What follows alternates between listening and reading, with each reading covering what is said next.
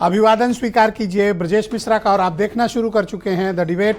बहनों भाइयों, कांवड़ रूट यात्रा पर सुप्रीम कोर्ट ने नेम प्लेट लगाए जाने पर उत्तर प्रदेश पुलिस प्रशासन के आदेश पर रोक लगा दी है। एक बड़ा राजनीतिक विवाद और उसका मसला अब जाकर सुप्रीम कोर्ट से सेटल हुआ है। आज चर्चा इसी विषय पर करेंगे। बहनों भाइयों, उत्तर प्रदेश वैसे तो चुनाव प्रदेश के नाम से जाना जाता है, लेकिन ये एक विवाद प्रदेश भी हो गया है। यहाँ जब कुछ नहीं होता तो कोई ना कोई बड़ा विवाद जन्म लेता है, कोई बड़ा विवाद खड़ा हो जाता है। अब इस विवाद जब चुनाव सेटल ही हुआ था, उसके मुद्दे सेटल ही हो रहे थे, उसी बीच ये नया बखेड़ा कांवड़ यात्रा रूट पर नेम प्लेट लगाए जाने के मुद्दे को लेकर हो गई। मसला ये है कि उत्तर प्रदेश की सरकार चाहती है कि कांवड़ रूट पर पड़ने वाली सभी खाने पीने की दुकानों पर या अन्य सभी दुकानों पर प्रोपराइटर्स के, कंपनी के या जो भी फर्म है उसका नाम, उसके मालिक का नाम और उसके यहाँ कर्मचारियों के नाम ये सार्वजनिक तौर पर पटल पर लिखे जाने चाहिए। या तो साइन बोर्ड लगाइए या बड़ा बड़ा लिखकर चिपका दीजिए। ठेला खुंचा से लेकर पंचर की दुकान तक पुलिस ने अभियान चलाकर सबके पर चिपका दिया कि कौन रहमान है, कौन सलीम है, कौन सतीश है और कौन रेहान है। अधिकांश इसमें आरोप यह है कि मुसलमानों को टारगेट करके उनके बिजनेस और उनके आर्थिक बहिष्कार के मकसद से ये कारित किया गया। लेकिन सरकार का ये कहना है कि चूंकि कांवड़ यात्रा जिस रूट पे निकलती है, सबकी अपनी धार्मिक आस्थाएं होती हैं, किसी की भी धार्मिक आस्था के साथ किसी प्रकार का खिलवाड़ ना हो और इसलिए उनके नाम सार्वजनिक किए जाने ज़रूरी हैं जो उन दुकानों पर काम करते हैं, ताकि किसी की भी आस्था प्रभावित ना हो। लेकिन यह ऐसा विवाद था जिसमें भारतीय जनता पार्टी को घाटा हुआ, उसका नुकसान हो गया, उसे चोट लगी। वैसे भी बीजेपी का टाइम थोड़ा इस वक्त कठिन चल रहा है, कोई ना कोई नुकसान उनका हो जा रहा है, चाहे वो चुनाव के दौरान हुई उत्तर प्रदेश की हार हो, पेपर लीक के मुद्दे हों, तमाम और राजनीतिक मसले हों, और उसके बाद अब ये मामला भी सामने आया नेम प्लेट का। महत्वपूर्ण बात यह थी कि पश्चिम उत्तर प्रदेश, जहाँ के लिए ये सरकार ने मुख्यतः यह आदेश निकलवाया था, वहाँ उनके सबसे बड़े सहयोगी राष्ट्रीय लोकदल ने भी उनका साथ न देकर बल्कि इस पूरे मुद्दे पर मुखालफत कर दी, वो भी कड़ी मुखालफत ओपनली। जो सरकार में मंत्री हैं दिल्ली लखनऊ, उन्होंने भी इसकी मुखालफत कर डाली। विपक्ष तो कह ही रहा था, विपक्ष इसको दलित और पिछड़ों के खिलाफ बीजेपी के अभियान के तौर पर देख रहा है और उनका ये दावा है कि चूंकि दलित और पिछड़ों की दुकानें ज़्यादा हैं इसलिए वहाँ पर उनका आर्थिक बहिष्कार हो, इसलिए बीजेपी ऐसा चाहती है। हालांकि मकसद मुसलमानों को ठीक करना था, लेकिन इसमें सरकार खुद ही ठीक हो गई। सुप्रीम कोर्ट में आज बहुत तल्ख टिप्पणियां कोर्ट की तरफ से की गई हैं और इस आदेश को रोक लगा दिया गया। अब शुक्रवार को यानी 26 तारीख को इसकी फिर से सुनवाई होगी, तब तक इस आदेश को रोक दिया गया है। बहनों भाइयों, इस विवाद से भारतीय जनता पार्टी को क्या मिला, इसमें उनके राजनीतिक उद्देश्य कितनी पूर्ति हुई, विपक्ष को इसमें क्या मिला, और आम गरीब दुकानदार, ठेले वाले, स्ट्रीट वेंडर्स, छोटा व्यापार करने वाले, इन सबको इस तरह के भेदभाव का जो शिकार हुए हैं उससे क्या नुकसान हुआ। आज हम खुली और पूरी विस्तृत चर्चा इस विषय के राजनीतिक, सामाजिक, आर्थिक और कानूनी पहलू पर करने वाले हैं। आप कुछ स्टेटमेंट सुन लें, फिर आज इस पूरे एपिसोड की हम विस्तृत चर्चा करेंगे। ये सांप्रदायिक राजनीति का दिया फड़फड़ा रहा है, इसलिए फैसला ले रहे हैं। इसीलिए फैसला चाहे इस बात का लिया जा रहा हो कि दुकानों में या और संस्थाओं में नाम लिखा जाए, सांप्रदायिक राजनीति खत्म होती है तो इसी तरीके से फड़फड़ाएंगे ये लोग। देखिए, माननीय सर्वोच्च न्यायालय ने जो भी आदेश दिया होगा उसका तो पालन होगा ही होगा, और आगे क्या विषय है उसको अध्ययन करके जो सरकार की ओर से जवाब लगना होगा लगाया जाएगा। लेकिन अभी सर्वोच्च न्यायालय का जो भी आदेश है उसका अनुपालन होगा। ये गैर संवैधानिक आदेश था। आप भारतवर्ष के अंदर जाति के नाम पे, धर्म के नाम पे भेद नहीं कर सकते। तो आप ऐसे फरमान जारी कर रहे हैं जो कभी हिटलर के ज़माने में नाजी शाही का जो शासन था वो आप हिंदुस्तान में लागू करना चाहते हैं। सरकार पूरी तरीके से धार्मिक मान्यताएं का सम्मान हो सके और साथ में माननीय सुप्रीम कोर्ट का निर्णय का पालन हो सके, दोनों की चिंता करेगी। संविधान की जीत हुई है, साथ साथ जो है जब इसका विरोध किया गया तो भारतीय जनता पार्टी के लोगों ने बहुत आरोप लगाए। कोई कहता है ये कावड़ विरोधी हैं, कोई कहता है धर्म विरोधी हैं, कोई जिसका जो मनाता है कहता है। लेकिन अब मैं जानना चाहता हूँ क्या भारतीय जनता पार्टी के मुख्यमंत्री उत्तर प्रदेश क्या सुप्रीम कोर्ट को भी धर्म विरोधी, कावड़ विरोधी घोषित करेंगे?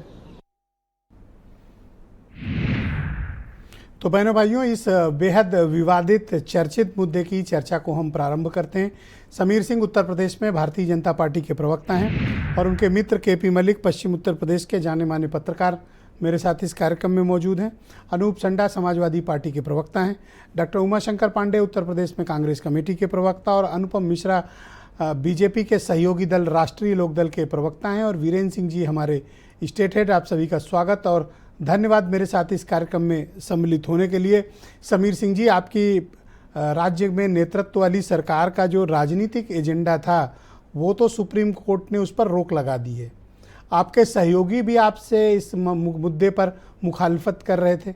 इस तरह का आदेश लागू करने का मकसद क्या था? देखिए ब्रजेश जी, एक तो मेरी आपके इस बात पर आपत्ति है कि मेरा कोई राजनीतिक एजेंडा था। आप एक वरिष्ठ पत्रकार हैं और आपकी एक प्रतिष्ठा है, देश भर में आपका चैनल देखा जाता है। मैं उत्तर प्रदेश का हूं, लेकिन उत्तर प्रदेश में ही नहीं देश भर में देखा जाता है और आपके चैनल की विश्वसनीयता भी है। देश के बड़े लोग भी आपके चैनल को पसंद करते हैं। ये मेरा कोई राजनीतिक स्वार्थ का एजेंडा नहीं था। आप इस पूरे घटनाक्रम को देखेंगे तो 2011 में देश के अंदर मनमोहन सिंह की सरकार ने जो फूड सिक्योरिटी बिल लाई, उसमें उसने ये कहा कि साहब कोई भी व्यक्ति जो दुकान और प्रतिष्ठान खोलता है, सामान बेचता है, वो रजिस्टर्ड है, तो उसको फोटो युक्त उसकी दुकान और प्रोपराइटर का नाम, फोन नंबर और क्या बेचता है, किस रेट पर बेचता है, इसको उसको डिस्प्ले करना पड़ेगा। माने उसको लोगों को बताना पड़ेगा, दुकान पर लगाना पड़ेगा। ये मनमोहन सिंह की सरकार के फूड सिक्योरिटी बिल का एक प्राविधान है।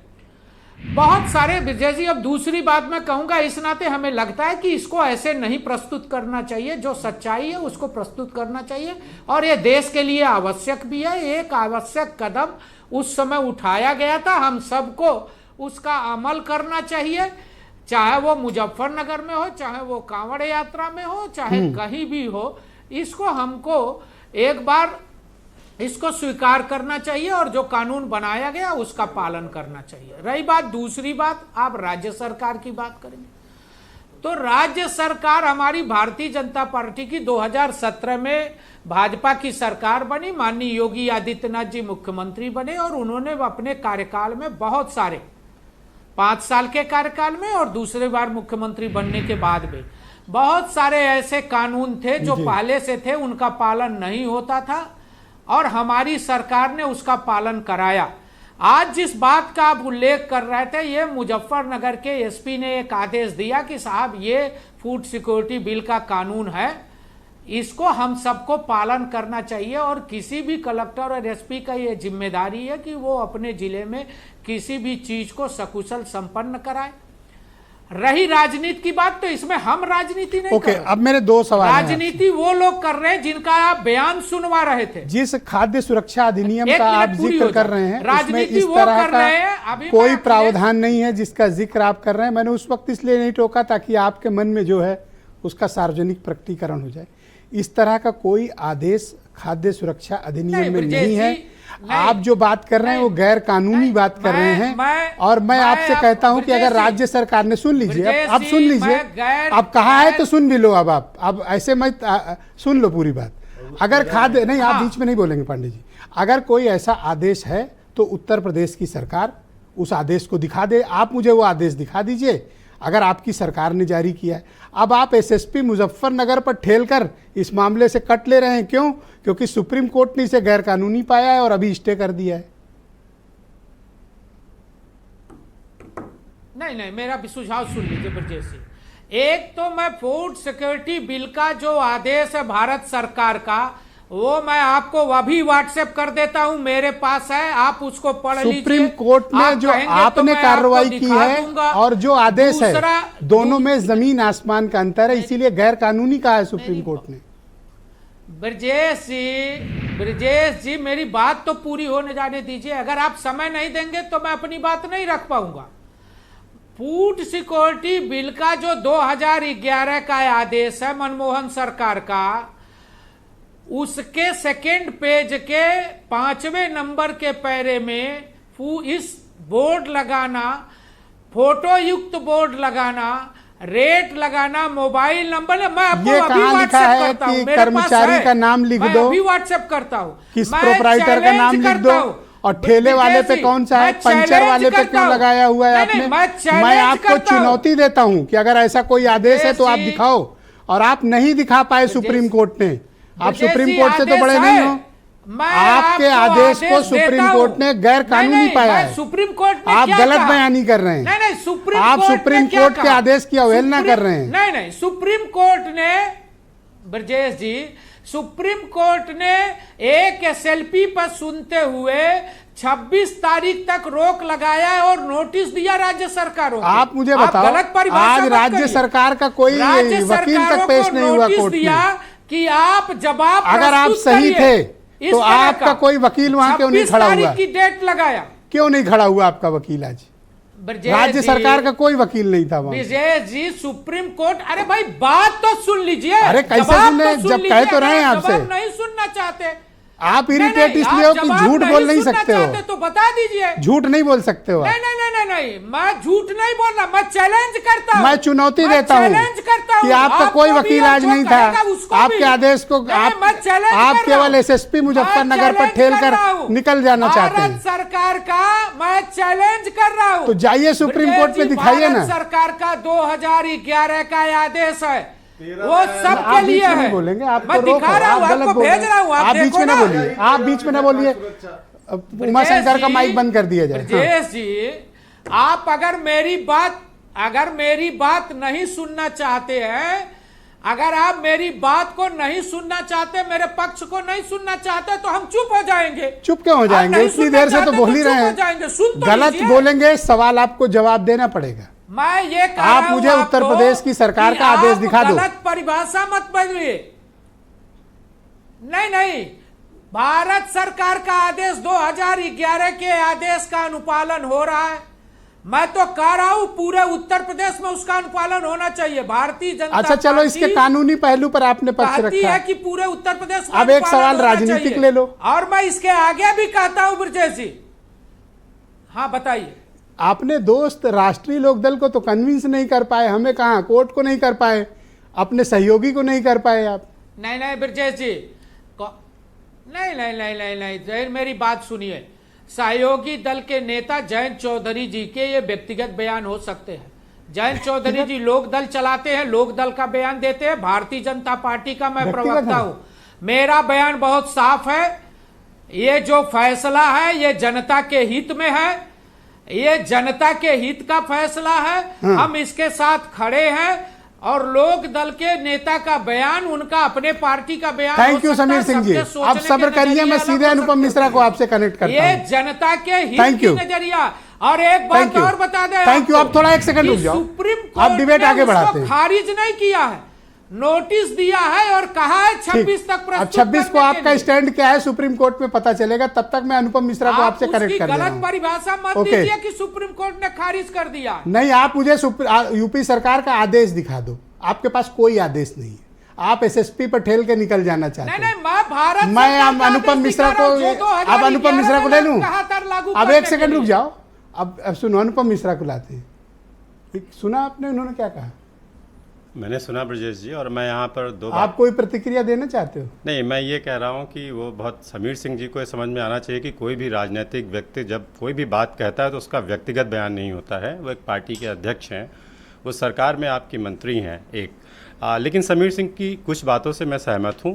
बात जो उन्होंने कही कि फूड सेफ्टी बिल एक्ट की बात की, वो सही कह रहे हैं। मैं यहाँ उनको इंडोर्स करूँगा, क्योंकि ये प्रावधान 2011 के कानून में है, एनेक्सर 3 में है ये।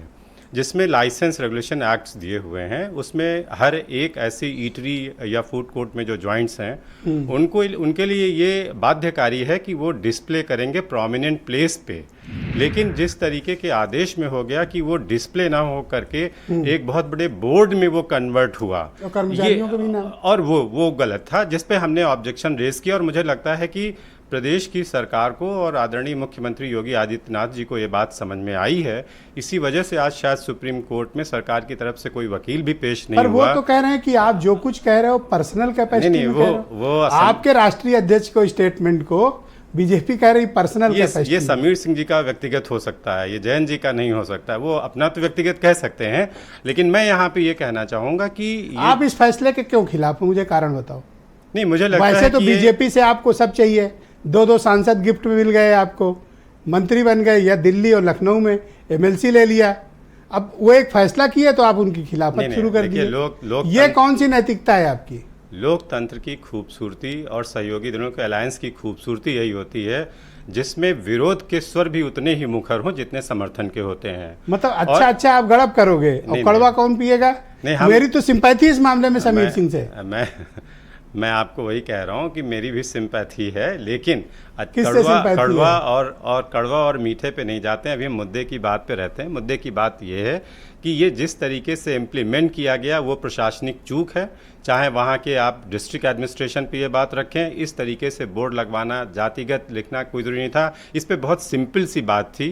कानून खुद ये कहता है कि जो एक इम्पॉर्टेंट पॉइंट अभी समीर सिंह ने कहा कि 26 को कोर्ट में हियरिंग होने दीजिए जी। हम इस मामले पे स्टैंड करते थे, हैं और रहेंगे। मैं उसी पे स्पष्ट कर दूं, ये इतना अब आपके विरोध का कोई वक्त नहीं है जा रहा। नहीं, इतना बखेड़ा ही ना खड़ा होता यदि ये प्रशासनिक चूक ना होती।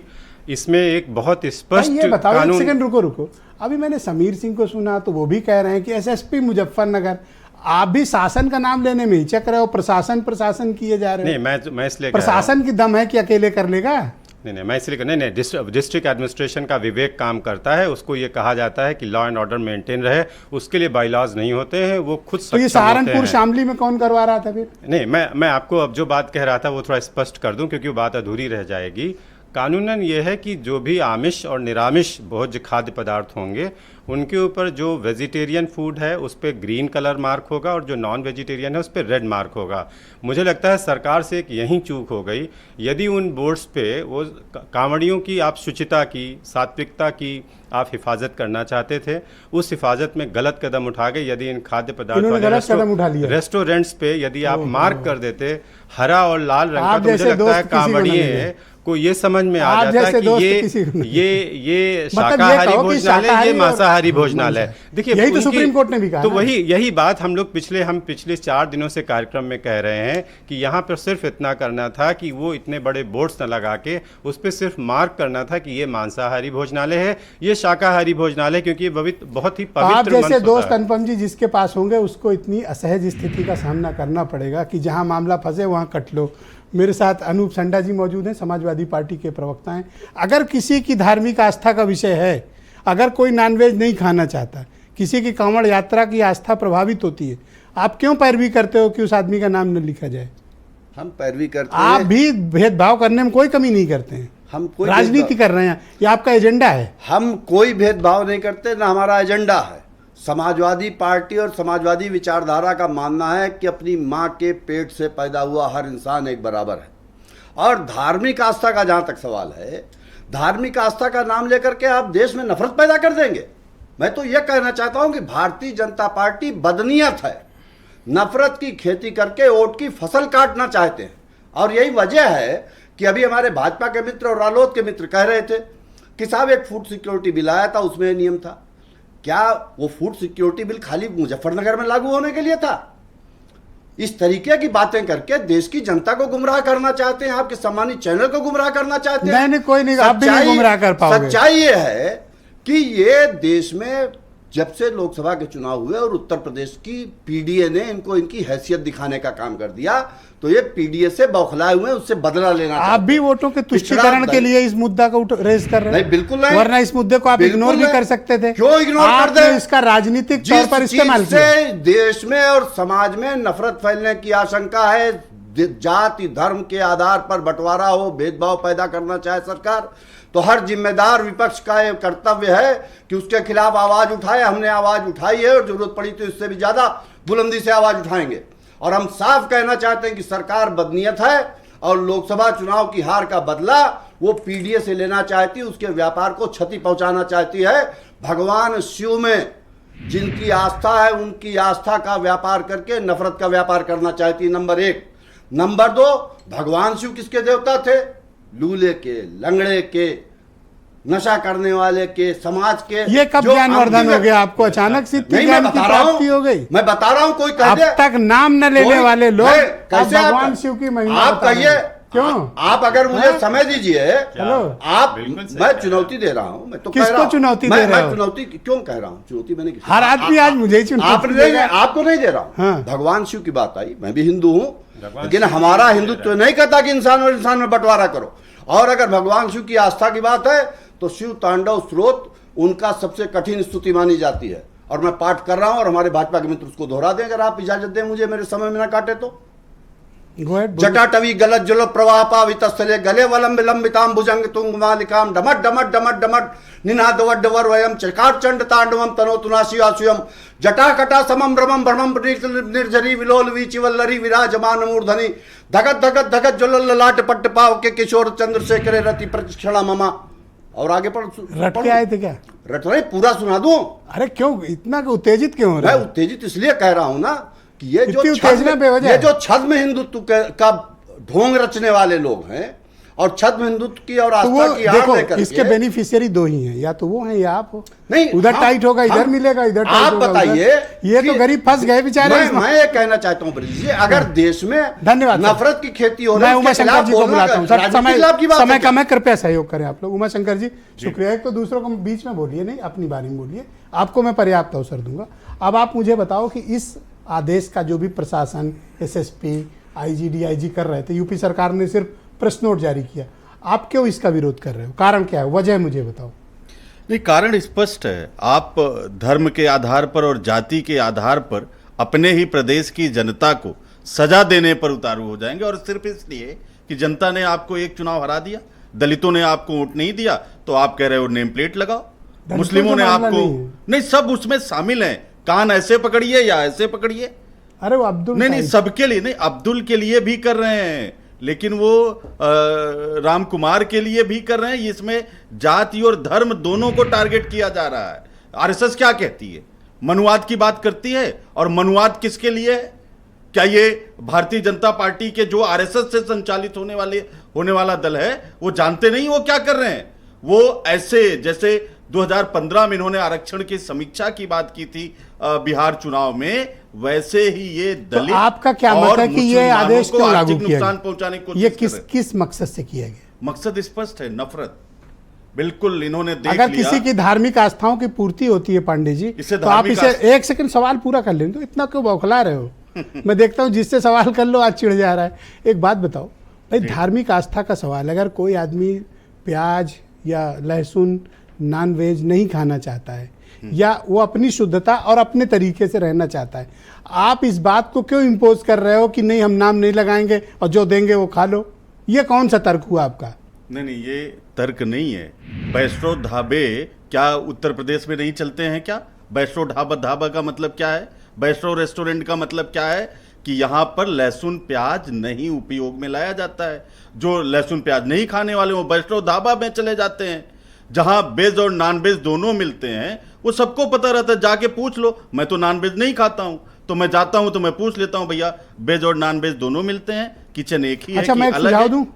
तो ये नहीं कर सकते, उसमें नाम लिखने आप की क्या जैसे जरूरत है? लखनऊ में देखोगे ना, तो ज्येष्ठ माह में हर मंगलवार को पूरे लखनऊ में भंडारे लगते हैं। हाँ, ठीक, आप भी लगाते होगे, देखे होगे। उस तरह के भंडारे उस रोड पे शुरू कराइए आप लोग। पॉलिटिकल पार्टी आप भी लगाइए भंडारा, आप भी सब लगाइए। और ये लगता है ब्रजेश जी, लगाइए भंडारा लखनऊ में ही। ये जब कांवड़ नहीं, उधर कांवड़ रूट पे लगाओ भंडारा, तो कांवड़ रूट मैं तो कहूंगा सब भंडारा लगाओ और वेज आइटम बनाओ। सब भंडारे लगाए जाते हैं, खाने पीने की व्यवस्था की जाती है। और भारतीय जनता पार्टी अगर बड़ी उतावली थी, बड़ी समर्थक है कांवड़ियों की, तो मुजफ्फरनगर के रूट पे हर जगह वो लगाते, उनके खाने पीने की आप क्यों नहीं लगाओगे? बीजेपी का नहीं, हम तो लगाते हैं। आपने तो कहा आप क्यों नहीं हम लगा लोग तो हनुमान जी का बड़ा मंगल आता है, हम लोग उसमें भी लगाते हैं। और जिस मुजफ्फरनगर की बात करें, मैंने बीएमएस की पढ़ाई ब्रजेश जी वहीं से की है, तब भी कांवड़ यात्रा निकलती थी 2002 से 2007 तक, उसी मुजफ्फरनगर में हमारा मेडिकल कॉलेज सुना था। समीर सिंह और कह हम रहे लोग हैं कि लगाते थे। इसको पॉलिटिकल एजेंडा ना कहिए, कह रहे हैं पॉलिटिकल नहीं है ये अगर और एक बार हार गए ना तो ये खुलेआम तांडव करेंगे उत्तर प्रदेश की सड़कों पे।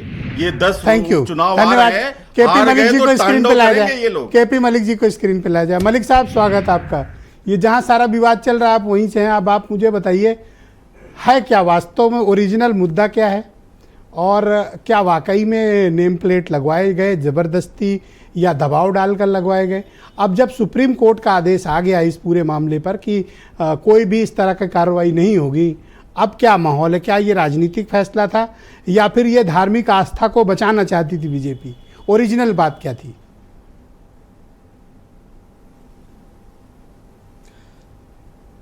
देखिए ब्रजेश जी, मैं भी आपको एक चुनौती देना चाहता हूं। अरे दे ही दो यार, क्योंकि सब संकट लोग का आज आपको चुनौती दे रहे हैं। दे दो आप। आदेश 2011 का है जी, और क्या एकाएक कोई आकाशवाणी हुई है कि 17 जुलाई 2024 को आदेश लागू किया जाए?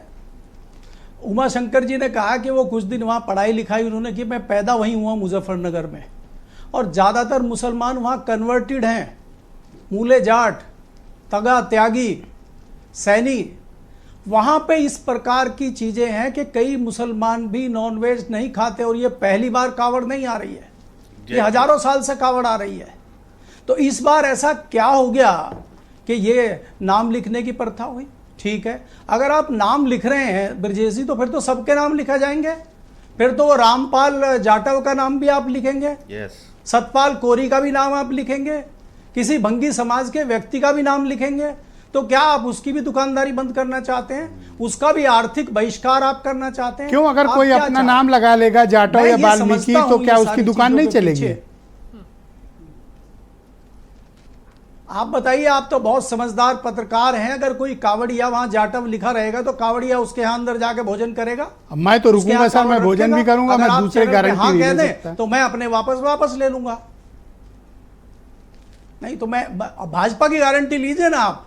भाई समीर सिंह कह रहे हैं भाजपा की गारंटी ले लीजिए आप कि भाजपा को कोई ऐतराज नहीं है इस बार पे कि भाई जाटव के घर पे कावड़ रख दी गई है, जाटव के घर पे भोजन बहुत नेता करते हैं। क्यों ऐतराज करेगी बीजेपी? ऐसा नहीं कर सकती। आपके रिपोर्टरों ने वो तो दलितों के घर खाना खाने जाते हैं, वो क्यों ऐसा करेंगे? देखिए ब्रजेश जी, ये चुनाव है। समीर सिंह जी रुकिएगा, मैं बात कर रहा हूँ अभी मलिक साहब से। विधानसभा की चुनाव पे सीटें हैं, और ये भारतीय जनता पार्टी ने एक थर्मामीटर लगा के देखा है, क्योंकि आपको ये भी याद रखना चाहिए कि सबका साथ सबका विकास, वो बात तो हट गई है, वो तो रही नहीं कहीं है। आपको आवाज़ नहीं सुनी हो तो थोड़ा कान लगा लीजिए, उधर पश्चिम बंगाल की तरफ आपको आवाज़ सुनाई दे जाएगी। तो अब वो मुद्दे सब पुराने हो गए हैं। भारतीय जनता पार्टी चाहती है पुराने मुद्दे पर लौटा जाए। एक दूसरा, इसमें सबसे बड़ा नुकसान मैं वो देख रहा हूँ, जो स्थानीय राजनीतिक दल है राष्ट्रीय लोकदल और उसके नेता हैं जयंत चौधरी, वो कंफ्यूजन में है। और सबसे बड़ा अब कौन सा नुकसान? बीजेपी से पंगा ले लिए, ओपन मुखालफत कर दिए, अपना स्टैंड क्लियर कर दिए, भारतीय जनता अब उनका कौन सा नुकसान है? मैं वो आपके हिसाब से और अपने हिसाब से स्टैंड क्लियर कर दिए। जो लोकल जनता है, स्थानीय जनता है जो वोट डालती है, उसके हिसाब से नहीं किए। उन्होंने तो बता दिया क्या कुर्ते पे भी नाम लिखवाएं, और वो कुर्ते पे नाम लिखवाएं कि दर्जी मुसलमान है कि हिंदू है, लिखवाएं वो नाम। अरे अनुपम मिश्रा के मुंह पर समीर सिंह ने कह दिया जयंत का बयान व्यक्तिगत बयान है। हाँ, तो हाउस में जो सुबह जवाब दिए उन्होंने शिक्षा के मामले पे, विद्यार्थियों के मामले पे, उसको भी निजी माना जाए या मंत्री का बयान माना जाए, वो भी क्लियर करिए। अरे आप मुझसे क्यों लड़ रहे हो भाई? मैं तो सवाल कर रहा हूँ, आप नाहक उलझ रहे हो मुझसे। नहीं, चुनौती दोस्त है हमारे, आपको चुनौती दे रहे हैं। देखिए, हम आपको चुनौती ये भी दे रहे हैं कि समीर सिंह जी जो आपको कह रहे थे, समीर सिंह जी दोस्त हैं हमारे, हमारी उनकी दोस्ती है, हम लोग कुछ भी बात कर सकते हैं, पर आप नहीं कह सकते इस तरह। और दूसरी चीज ये होगी कि सुप्रीम कोर्ट में उत्तर प्रदेश सरकार क्या स्टैंड रखती है, हमें उसका इंतजार रहेगा। जी ऑल राइट सर, शुक्रिया। मैं वीरेंद्र जी भी आ गए हमारे साथ इस परिचर्चा में। वीरेंद्र जी, आप मुझे सुन पा रहे हैं? अब आप मुझे बताएं कि ये क्या था पूरा विवाद, कौन लोग इसके लिए रिस्पॉन्सिबल हैं? आज सुप्रीम कोर्ट में इस पे स्टे भी हो गया, सरप्राइजिंगली मैंने देखा कि यूपी सरकार का कोई भी अधिवक्ता आज पेश नहीं हुआ। शायद पार्टी बनाई जाएगी या तो फिर 26 को पेश होंगे। एक्चुअली बीजेपी इसमें किस तरह से बड़ा ऑकवर्ड मूवमेंट रहा आज। तो देखिए, ये जो कांवड़ यात्रा है, ये शुरू से जब से बीजेपी सरकार आई, इसने इस मामले को बहुत महत्व दिया।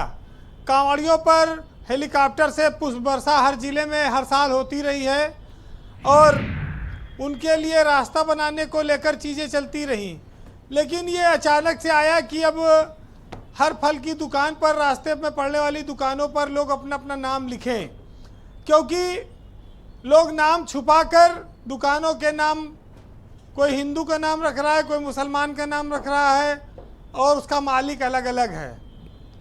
धर्म के नाम पर जितना हमारे समाज में वैमनस्यता फैलाई जाती है, जितना बंटवारा होता है, वो इतना संवेदनशील हो जाता है कि कई बार दंगे होने की संभावना रहती है।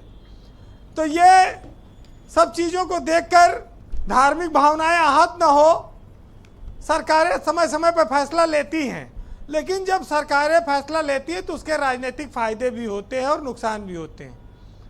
तो बीजेपी की सरकार में ये फैसला लिया तो गया, लेकिन इस पर बहुत विरोधाभासी बातें बयान आने लगे और एक तरह से कहा जाए तो सरकार खुद असमंजस में है कि अब इस पर आगे जाया जाए या पीछे लौटा जाए। लेकिन इस देश में जितना आस्था का सम्मान और ख्याल किया जा रहा है, अगर उतने बेरोजगारी और गरीबी का ख्याल कर लिया जाए तो शायद 80-82 करोड़ लोगों को राशन न देना पड़े मुफ्त में। हालांकि वो व्यवस्था भी राजनीतिक लाभ के लिए चल रही है। ब्रजेश जी, एक बात और इस आयोजन में दिखती है, इस तरह की चीज़ों में, कि संवैधानिक रूप से सरकारों को धार्मिक आयोजन में लिप्त होने की अनुमति नहीं है। सहूलियतें जरूर दी जाती हैं और इस देश में हर धर्म के लोगों को अपने अपने हिसाब से उसको मनाने की छूट और आज़ादी भी है। लेकिन बीजेपी पसमंदा सम्मेलन भी करती है, मुसलमान एमएलसी भी बनाती है, मुसलमान का वोट भी चाहती है, और जब वोट नहीं मिलता है तो फिर वो हिंदुत्व के एजेंडे पे वापस लौटाती है।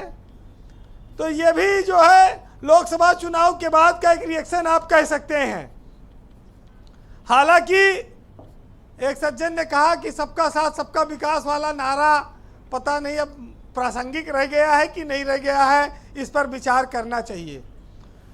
वैसे हमारे यहाँ हमारे हिंदू समाज में जिनके ऊपर पूजा पाठ कराने की जिम्मेदारी है, जो धर्म विशेष जाति विशेष के माने जाते हैं, वो भी मीट मुर्गा खाते हैं, वो भी नॉन वेज के शौकीन हैं। खाने पीने पर कहीं किसी को रोक नहीं है कि पंडित है तो मीट मुर्गा नहीं खा सकते, बनिया है तो नहीं खा सकते, ठाकुर साहब ही खाली खा सकते हैं। और बस ये है कि हिंदू गोमांस नहीं खाता है और गायों को काटने पर वो गाय को अपनी माता समझते हैं और उसका विरोध करते हैं, और इसको लेकर लड़ाई हमेशा से चलती रही है। लेकिन इस प्रदेश में 20% करीब मुसलमान हैं और 37% योजनाओं के लाभार्थी हैं, और भाजपा को वोट 1% भी नहीं मिलता। तो असली मकसद तो देखिए, असली समस्या उसके पीछे ये है, हम जिस समाज में रहते हैं वहाँ पर सूरज, पानी, हवा, इनका कोई मजहब नहीं है। ये सबको बराबर अपनी ऊर्जा देते हैं, अपनी जीवनदायिनी ऑक्सीजन देते हैं, प्यास मिटाते हैं। ना यहाँ जात का भेद है, ना धर्म का भेद है। लेकिन कांवड़ मार्ग में दुकानों पर नाम लिखना, मालिक का नाम लिखना, ये सब चीज़ें पता नहीं कहाँ से आई और समाज में एक तरह से नए प्रकार का विभाजन पैदा करने लगी। ब्रजेश जी, मुगलों के ज़माने के तमाम सारे स्मारक इस देश में हैं, उनके बहुत सारे नाम बदले गए, कांवड़ यात्रा पर भी बहुत सारे नाम बदले जा रहे हैं, लेकिन कोई मुद्दा अब स्टेबल नहीं रहा है, कोई चीज़ बहुत लंबे समय तक नहीं टिक रही है। सुप्रीम कोर्ट ने आज 26 तारीख तक इस मामले पर रोक लगाकर एक तरह से ये कहा कि भाई लोगों को धर्म और मजहब के आधार पर मत बांटो, जैसे चीज़ें चल रही हैं चले, लॉ एंड ऑर्डर मेंटेन रहना चाहिए, इस पर ध्यान देने की जरूरत है। हालांकि हमारे देश में हिंदुओं ने भी पैसा कमाने के लिए बहुत सारे मुसलमानों के व्यवसाय को अपनाया है और बहुत सारी मुस्लिम संस्थाओं में हिंदुओं से जुड़े हुए लोग मालिक हैं, डायरेक्टर हैं, निर्माता हैं, निदेशक हैं, और जहां पर आर्थिक फायदा होता है वहां पर धर्म की ये सब दीवारें टूट जाती हैं। तो इसको माना जाए कि सारे जो है धर्म का दबाव और नैतिकता का तकाजा ये सब गरीब और कमजोर लोगों के लिए एक चीज है जिसको लेकर मैं श्योर नहीं हूं और आप थोड़ा उस पर प्रकाश डालिए। उत्तर प्रदेश की सरकार इस पूरे मामले पर अपना ऑफिशियल स्टैंड क्यों नहीं घोषित कर रही है?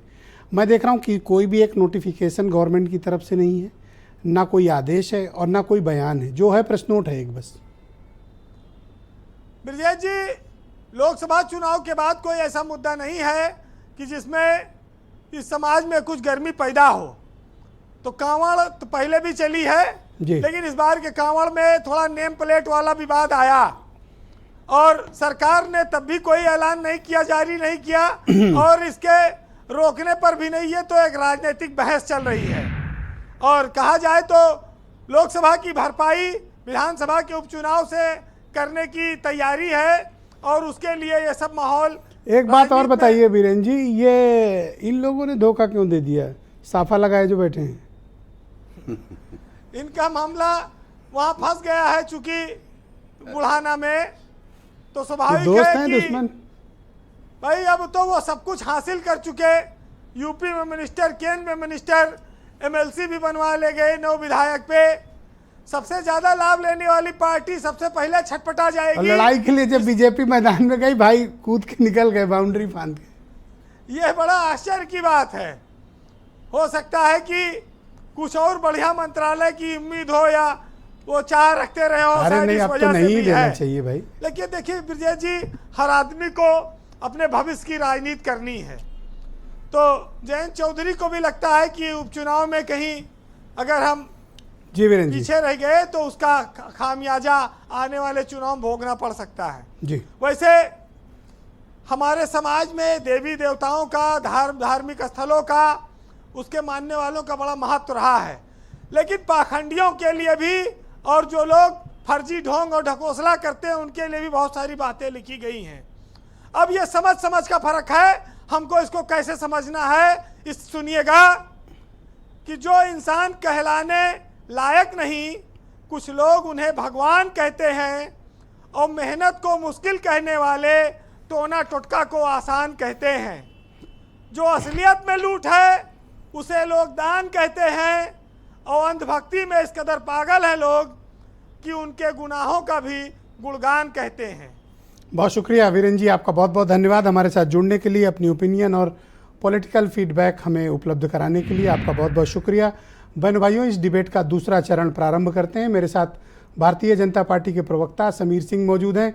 समीर सिंह जी, आप मुझे बताइए कि अगर आपकी नीयत साफ है और आप वाकई में धार्मिक आस्थाओं को लोगों की बचाना चाहते हैं, कांवड़ियों की, तो उत्तर प्रदेश की सरकार एक नोटिफिकेशन और एक आदेश जारी कर दे। आप आदेश जारी करने से परहेज क्यों कर रहे हैं?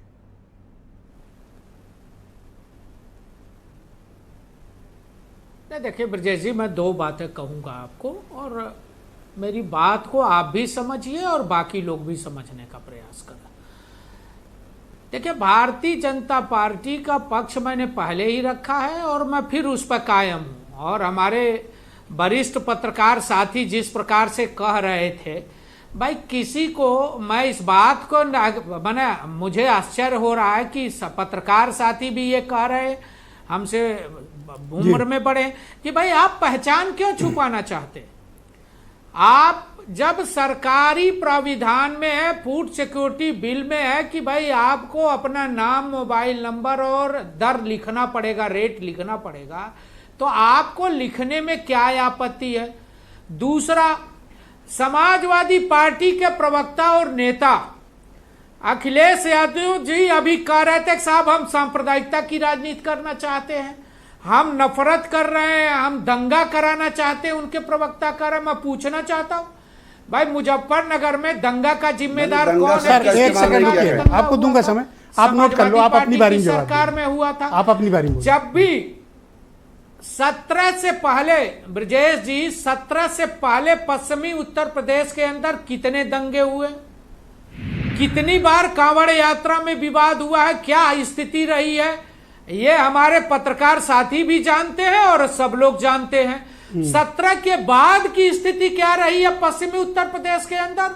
और मैं तो यही कह रहा हूं ना कि भाई जो फूड सिक्योरिटी बिल कांग्रेस लाई, जो प्राविधान कांग्रेस ने किया, अगर उस नियम कानून का पालन कोई भी व्यक्ति कर रहा है तो वो बुरा कैसे हो गया, वो सांप्रदायिक कैसे हो गया, वो वोट की राजनीति कैसे करने लगा।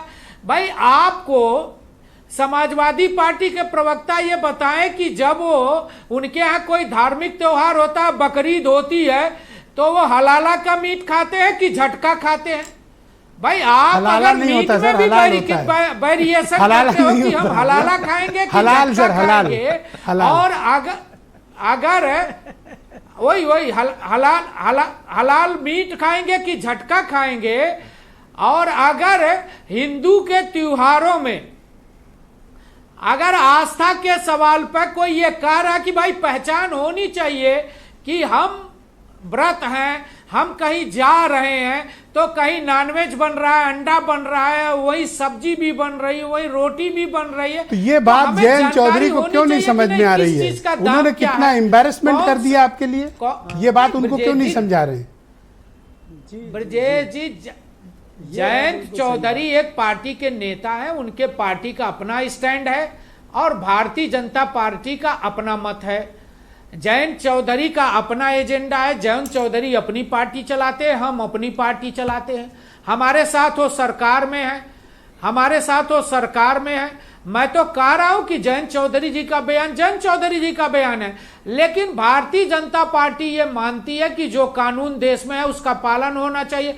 कौन देश का ऐसा आदमी है जो ये कहता है कि कानून का पालन नहीं होना चाहिए? कलेक्टिव रिस्पॉन्सिबिलिटी का होता है, सामूहिक जिम्मेदारी, और जिस मंत्री परिषद में आरएलडी के भी मिनिस्टर्स हो, वो सामूहिक जिम्मेदारी का निर्वहन न करके परिषद की बहस पर कहां जा रहे हैं? आपका मजाक बना रहे हैं। वो तो कह रहा हूं, उन्होंने किया कि एक कुर्ते में लिख लूं, बड़ा एम्बैरेसमेंट वाला बयान था वो, अपमानजनक बयान था आपके लिए। वो कुर्ते पर तो लिखा ही जाता है, अरे कुर्ते पर लिखा ही जाता है ब्रजेश जी। आप जाइए ना हजरतगंज में इक्लिप्स के यहाँ कुर्ता सिलवाइए तो लिखता है इक्लिप्स टेलर्स। इक्लिप्स कौन है? लिखता है इक्लिप्स टेलर। हजरतगंज में जनपद पर चले जाइए, वो लिखता ही है अपना नाम। इक्लिप्स मतलब कहाँ नाम नहीं लिखता, लिखता है अपना नाम ब्रजेश जी, फोन नंबर भी लिखता है। ऐसा नहीं है, हम तो इतना कह रहे, जो समाजवादी पार्टी दंगे की बात कर रही है वही दंगा कराती है। थैंक यू सर, शुक्रिया। मैं अनुपम मिश्रा को सर धन्यवाद, धन्यवाद सर। अनुपम मिश्रा, अब आप मुझे बताओ, आतंकवादियों का मुकदमा वापस लेते हैं, इतनी साफ साफ बात समीर सिंह कह रहे हैं, अगर आप में थोड़ी भी नैतिकता है और मंत्री परिषद की सामूहिक जिम्मेदारी की आपकी भावना है, तो जो सरकार फैसला कर रही है उसके साथ खड़े हुई। ये क्या बात हुई कि आप सरकार के फैसलों की सड़क पर आलोचना करेंगे, आप इनकी बदनामी करेंगे, इनका एम्बैरेसमेंट करेंगे, इनका अपमान करेंगे सड़क पे? जी, मैंने बिल्कुल शुरुआती बदनामी नहीं, सरकार ने फैसला कब लिया था? 2011 में। सर एक सेकंड रुक जाओ, अब सर एक सेकंड रुक जाओ सर। ना मैं क्यों लड़ाऊंगा सर, ये खुद ही सर बोल रहे हैं एक दूसरे का आप लोग, मुझे जरूरती नहीं है सर। धन्यवाद, आपने कह दिया। आप जस्ट वेट सर, आप मुझे पता है मनमोहन सिंह के बड़े पुराने फॉलोवर हैं। कांग्रेस कराना चाहती है, Anupam Mishra go ahead, respond करिए, रिस्पॉन्ड करिए उनको। मैं ये कह रहा हूँ, आपकी बात का भी जवाब दे रहा हूँ, समीर भाई की भी जवाब दूंगा बात का, और मलिक साहब की बात का भी जवाब दूंगा। हम सरकार की मुखालफत नहीं कर रहे हैं, हम चाहते हैं एनडीए सशक्त रहे, इंटैक्ट रहे, और सरकार में जब हम सहभागिता दे रहे हैं, हमारा एक अलायंस है, तो हम ये जरूर चाहेंगे जो बातें सही नहीं हैं या हमें सही नहीं लगती वो हम अपना कैसे सही नहीं है भाई? समीर सिंह के 10 मिनट से कन्विंस कर रहे हैं, उसी कंसर्न को रख रहा हूँ। समीर जी भी उससे सहमत होंगे और मुझे लगता है कि सरकार नहीं, ठीक है, तो समीर जी तो ये मान रहे हैं कि व्यक्तिगत बयान हो सकता है, तो हो सकता है वो राष्ट्रीय अध्यक्ष का आपके बयान व्यक्तिगत कैसे हो जाए? मैं वही कह रहा हूँ, उसी पे आ रहा हूँ कि ये जो हम लोग चाह रहे हैं कि एनडीए हमारा स्ट्रांग रहे और हम आगे चल करके एक मजबूत संगठन बनाएं। दूसरी बात, मैं बार बार वहाँ मलिक जी भी कह रहे थे, मैं उसका भी जवाब आप मलिक तुष्टीकरण जी की राजनीति कर रहे हो, आप वोट के लिए। जी नहीं, बिल्कुल नहीं, मैं नहीं सहमत हूँ। बीजेपी के लिए शर्मिंदगी का नहीं, ऐसा नहीं है। कोई भी वजह से बीजेपी को शर्मिंदगी का सामना कोई भी अलायंस तभी सशक्त होगा जब उसमें सारे घटक दलों की आवाज सुनी जाएगी। और मुझे इस बात की खुशी है कि जिस घटक दल में हम लोग साथ हैं वहाँ हमारी बात सुनी जा रही है और मुझे पूरा भरोसा है। रुको जी, अभी दोबारा हमारे भाई ने कहा, समीर सिंह ने, आदेश है लागू करेंगे। आप कह रहे हो हमारी सुनी गई? कौन सी सुनी गई? हम आपको, तभी तो मैंने आपको पहले भी अपने स्टेटमेंट में कहा, सुनी ना गई होती सरकार की तरफ से आज वकील का खड़ा ना किया जाना। एक दूसरा, मुझे पूरा भरोसा है, मैं बता रहा हूं आपको, दूसरा मुझे पूरा यकीन है इस बात पर कि मुख्यमंत्री जी इसका एक ऐसा रास्ता निकालेंगे जिसमें किसी भी धर्म को मानने वाले, आस्था को मानने वाले लोगों की भावनाएं आहत नहीं होंगी और एक मध्यम मार्ग निकलेगा ताकि अमन चैन कायम रहे, सभी लोग अपनी तरीके से अपनी जीवन शैली को जिएं। और आप इस फैसले के खिलाफ हैं? नहीं, मैं अपना कंसर्न रखा, मैंने खिलाफ नहीं। आप मुझे बताएं अनूप जी, आपकी पार्टी के ऊपर आरोप है कि सांप्रदायिक राजनीति में आप भी कहीं पीछे नहीं है, आप भी वोटों की सियासत के लिए इतना वितंडा कर रहे हैं। देखिए, ये तो उल्टा चोर कोतवाल गुड़ाटे वाले लोग हैं। अपनी सरकार के नफरती फैसलों को स्वीकार करने के बजाय, शर्मिंदा होने के बजाय, सुप्रीम कोर्ट ने इनको आईना दिखा दिया, उसको मानने के बजाय नहीं कर दिया तो। और मैं 2-3 चीजें ब्रजेश भाई कहता हूँ। ठीक है, देश सबसे बड़ा है, ये भाजपा के लोग कहते हैं, संघ की शाखाओं में सिखाया जाता है देश प्रथम। देश प्रथम ऐसे होगा, आस्था के नाम पर 100 साल पहले एक जाति विशेष के लोगों को गले में घंटी बांध करके घूमने के लिए मजबूर किया जाता था, वो भी धार्मिक आस्था का सवाल कहा जाता था। पिछड़े दलित की बात नहीं हो रही है, मुसलमान की बात। क्यों आप घूम के वहीं क्या इन्होंने ये चुनाव से बाहर आओ, या तो ये स्पष्ट करें कि ये खाली मुसलमानों का नाम लिखना है अपना, या तो भाजपा इसको स्पष्ट करे। और क्या आस्था इससे तय होगी कि मुसलमान अगर मैं गलत कहा कि सभी के लिए लागू है, वो किसी एक के लिए नहीं है, सभी के लिए लागू है, सबके लिए लागू है। तो मेरा ये कहना है कि एक सेकंड समीर सिंह जी, तब मैंने अगर मैंने दलित की बात कही कि आप दलित पिछड़ा हर जगह कहाँ लेकर चले आते हैं, इसलिए ये मुसलमानों के लिए। अनुपम जी ने भी स्वीकार किया कि सबको नाम लिखना है, कहा बिल्कुल कहा। और जो विचारधारा 100 साल पहले ये कहती थी, समीर जी 1 सेकंड रुको, मैंने आपकी बारी बोलने नहीं दिया, आप रुक जाओ। जो विचारधारा 100 साल पहले ये कहती थी, अपनी बात कंप्लीट कि किसी जाति विशेष, अरे पिछड़े दलित की कोई बात नहीं है, जहाँ मुसलमान वाला मुद्दा है कि किसी पर उसकी छाया न पड़े, ये उसी विचारधारा को तो बढ़ाने वाले लोग हैं। ये बात और ये अब्दुल वाली बात है, आप उसको पिछड़ा दलित चले गए। तो मैं तो खुद कह रहा हूँ, या तो कहे ये तो अनुपम जी फिर इनके साथ दगा कर रहे हैं। अनुपम जी ने तो कह दिया सबको लिखना है। किसको दगा कह रहे हैं कि खाली मुसलमानों को लिखना है, अनुपम जी ने कह दिया सबको लिखना है। आदेश आप ये स्पष्ट करें। देखिए, और मैं तो यही कहना चाहता हूँ, मैं तो खुद कह रहा हूँ कि ये तो पीडीए को चिन्हित करना चाहते हैं। धन्यवाद। मैं तो खुद कह रहा हूँ पीडीए को चिन्हित करना। एक सेकंड भाई, एक बात मेरी, सर अपनी कंप्लीट कर लो। समीर सिंह जी प्लीज, सर आप बीच में इस तरह मत इंटरप्ट करो, सुन लो। ये भाजपा को स्पष्ट करना चाहिए। आप 20 सेकंड बचे आपके पास, 20 सेकंड। दलित और अल्पसंख्यक के हाथ का खाना खाने से पवित्रता भंग हो जाएगी व्यक्ति की, किसके? या शाकाहारी और मांसाहारी में भेद करना जरूरी है, जो सुप्रीम कोर्ट ने आज कहा।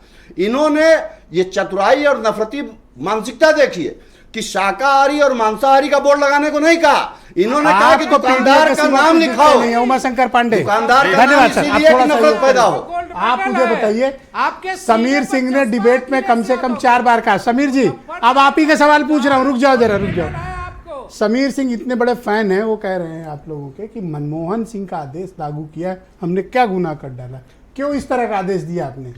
ये व्हाट्सएप इन्होंने भेज दिया आपको, इतना मुझे तो टाइम नहीं का भेजा, आप ही को आजकल कह दीजिए वो भेज दे।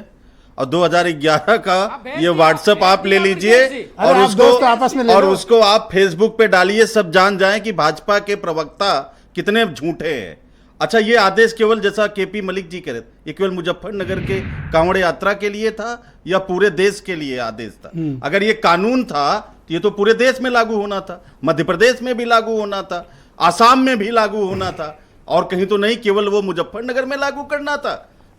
हाँ, तो धीरे धीरे सब जगह लागू करेंगे ना। और दूसरी मैं लागू कर रहे हैं ना, लागू कर रहे हैं कांवड़ यात्रा पे मनमोहन सिंह जी का आदेश लागू होने को बनाया तो आपने था ना। केवल कांवड़ यात्रा के रूप हम में तो एक एक करके वन बाई वन प्लीज। देखिए, इनका माइक बंद हाँ नहीं कराइए। एक सेकंड, आपने कहा सिर्फ पांडे जी बोलेंगे, सिर्फ पांडे जी भी बंद बोलेंगे, कराइए। सिर्फ पांडे जी बोलेंगे।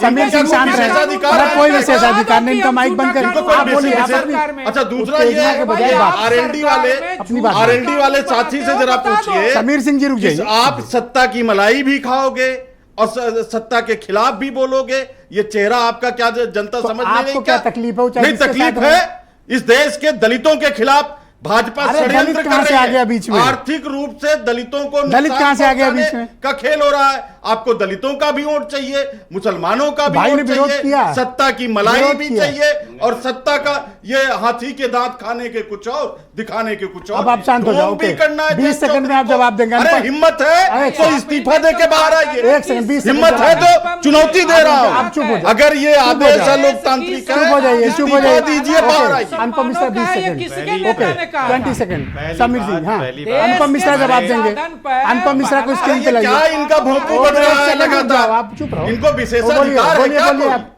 हाँ, मैं ये कह रहा हूँ, हमारे कांग्रेस के जो मित्र हैं उनकी सोच कैसे परिलक्षित हो गई। वो राजनीति की सेवा को सत्ता की मलाई समझते हैं। मलाई तो है, पिछले 50 वर्षों से। अरे क्यों उत्तेजना फैला रहे हैं? बाहर आओ, ये हिम्मत है तो इस्तीफा दे। ये लोग सत्ता की मलाई भी ये कमरे की सरकार में राजनीति, ये मंच समझ लेते हैं, आलोचना भी कर। ये कठपुतली का नाच, ये उत्तर प्रदेश की जनता। ओके, केपी मलिक जी को लाया जाए स्क्रीन पे। मलिक साहब देखिए, समीर सिंह आपकी बात से सहमत नहीं है भाई। अगर धार्मिक आस्थाओं को बचाने के लिए इतना बड़ा प्रयास यूपी की सरकार ने किया, वो अलग बात है कि इन लोगों ने थोड़ा धोखा दे दिया उन्हें, लेकिन वो अपनी बात पर कायम है और कह रहे हैं मनमोहन सिंह का आदेश था, लागू किया है।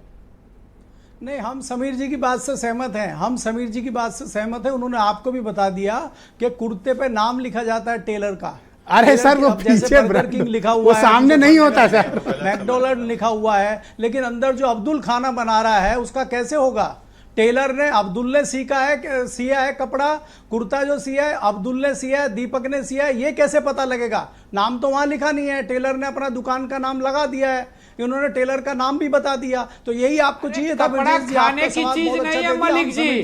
अरे मलिक जी, बहुत हमको तो आश्चर्य हो रहा है, आप किस दुनिया की बात कर रहे हैं? कपड़ा खाने की चीज थोड़ी होती है, कपड़ा खाने की चीज नहीं होती है। नहीं, खाने की चीज हम यही तो अंतर बताना चाहते हैं कि खाने में और कपड़े में अंतर है। सर, हिमालय अरे खाने और कपड़े में अंतर है मलिक जी। मलिक जी तो ये चाहते हैं कि राष्ट्रीय लोकदल ना, एक सेकंड, सिर्फ मलिक साहब बोलेंगे। मलिक साहब की आवाज लीजिए। बोलने नहीं देंगे आप, मलिक साहब बोलिए। रखने नहीं देंगे आप मलिक साहब बोले, सिर्फ मलिक साहब की आवाज जाएगी, बोलिए। 2011 में मनमोहन जी ने 2011 में मनमोहन सरकार ने ये आदेश लेके आई, वो सरकार ने गलत किया, लोगों ने उसको भगा दिया कांग्रेस की सरकार को। तो आप क्या कांग्रेस का इतना आदर कर रहे हैं? आप कांग्रेस के पद चिन्हों पे चलना चाहते हैं, आप कांग्रेस के जो चीजें हैं उनको आगे लाना चाहते हैं। नहीं, सिर्फ मलिक साहब बोले। मलिक साहब कंटिन्यू, मलिक साहब को टाइम दिया जाए, वो बोलेंगे। अगर आया है तो 24 सिर्फ मलिक साहब को लीजिए, बोलिए मलिक साहब। समीर सिंह जी आप रुक जाओ, आप बीच में ना बोलो।